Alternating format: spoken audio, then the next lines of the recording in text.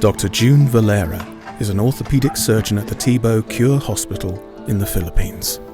Typically, I would arrive 7:15, and I'd start off with my morning prayer. I come here every day knowing that I cannot do it by myself. I really need help. So I would do that and then go on rounds to see if patients are prepared for surgery. Morning rounds takes between 30 minutes to an hour. If I have patients the day before, I would see them and make sure that they're okay. If they can, maybe start some physical therapy already. And if they're really well, then maybe discharge them.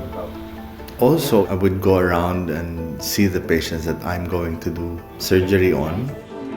Muhammad is a Maranao, so it's one of the 13 tribes of Muslims here in the Philippines, which I happen to speak a little bit.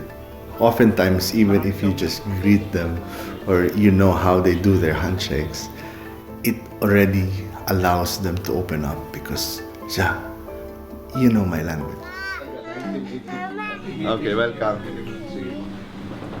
Our government made it very easy for us to consume our pens, so we have a lot of paperwork. So I would say per patient, at least it takes 20 minutes to fill up all of it. I'm getting used to it, so I'm close to liking it, I hope. Dr. June heads down to the surgical area and preps for his first case. Before I start, I usually text my wife and tell her I love you. Dr. June is the only surgeon on duty today. Morning. Father, Lord, we thank you for today. We thank you, God, for the opportunity to serve you. Oh, Lord. Every surgery we start with a prayer, and I think that's the most important part of our surgery.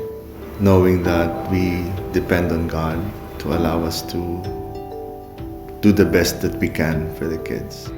The first case is 5-year-old Muhammad. So he has club feet, and what we did with him is we lengthened his tendon, and then we transferred the tendon that's inside the foot that tried to pull it inward to a little bit outside so that it keeps the foot in a corrected position. He has the left and the right, so we did them all together and then we placed them in long leg casts. Usually we put them in a cast for 6 weeks just for the foot, for the tendon to actually incorporate in that new position. We have a very efficient staff here.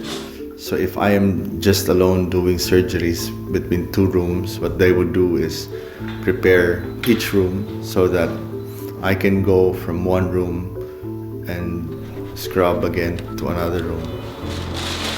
The next case is a young boy named Nels. So Nels had just one club foot. So I lengthened his Achilles tendon, which is the tendon at the back of the foot that pulls it downwards, so it actually causes the foot to tiptoe.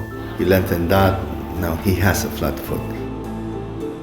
He lives in the Visayas region, which means that he has to fly 1 to 2 flights just to reach that. So it's really far, being an island nation.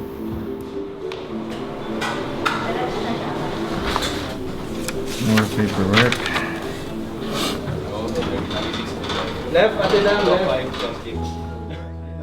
After finishing some paperwork, Dr. June goes over to see his patients in recovery and finds Muhammad and his mum. They're very anxious. I want to share comfort. I want to reassure them that the surgery went well, and I want to reassure them that God is taking care of their kids. Recovering next to Muhammad is the second patient, Nels. What's interesting about this case is his grandmother is taking care of him. And when I talk to Nanay, why are you here? Where's the parents? Basically, she was the sole caretaker of this kid. And she's 77 years old. And I think oftentimes you don't really have to say anything. You just have to be there. You have to smile. You have to touch them. And then that speaks volumes, I guess. The third surgery of the day is for Roy. So Roy is bilateral club feet, but he also has an amniotic band syndrome, which actually makes it more challenging. So he's missing a toe or two. The one different thing that I did is actually place a splint before I did put a cast on him, because I really want to mold his foot and make sure that I'm happy with this correction. It's more stable and it stays in place. All the same, he's going to be in a cast for 6 weeks. The Filipino stomach has an alarm clock. If it's 12, we really have to eat. So we take a break. And usually the meals are very exciting, because even if it's just fish or even if there's a lot of food, we always enjoy eating together. So that's our little fun there. As they're finishing their lunch, the next patient, John, who has an arm deformity, is getting ready to move into the operating theatre. So John is the typical kid who fell from playing, and then he was not seen by a doctor, but father brought him to Hilot, the one who just traditionally massages and promises that all will be well. So, well, apparently no. So he grew up and the deformity becomes more apparent. So he's target of bullying. So what I did was I had to cut the bone and then take a wedge out, so I can bring the hand actually outside in a good anatomic position, and also make sure that I can improve his range of motion. So he will be in a cast for 4 weeks, and then we pull out the pins, and then we start on physical therapy. Clarissa is next, and she has cerebral palsy. So Clarissa is 15 years old. She grew up having difficulty walking, but fortunately she's very conversant. She is brilliant and she speaks very well. So we want the father or the mother to go into the operating room with the kids just before they're put to sleep. I just saw the look in his eyes. You know, a father's love, a father's concern. And he was really afraid. And talking to him and just listening to him talk sort of removes that fear. I think it opens up their heart and understand that, we're not here to just treat your kid. We're here to also talk to you and know that we care about you.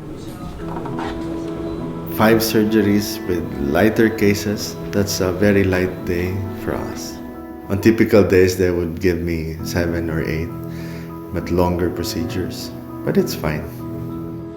After finishing the last case, I would go up to the ward and look at the cases that we did surgery on. Make sure that the kids are not crying, the casts are not too tight, and their vital signs are okay. After the wards and kids are fine, I usually go down to my office. I would answer emails. I would talk to the other staff. I make sure that I'm able to attend our meetings, make sure that I'm aware of anything that they want me to do. And there are things that they want me to sign. And then after that, then I go home. I think the hardest part of doing this is knowing that I know so little, that I cannot help everybody, that I cannot be the answer to everything. The most wonderful part of it is I have God who is everything and who knows everything. So if you ask me if I will do it again, yes. I will do it over again and again and again. We always say that these poor patients, they don't have a choice. That's why they come here and we give them the best choice.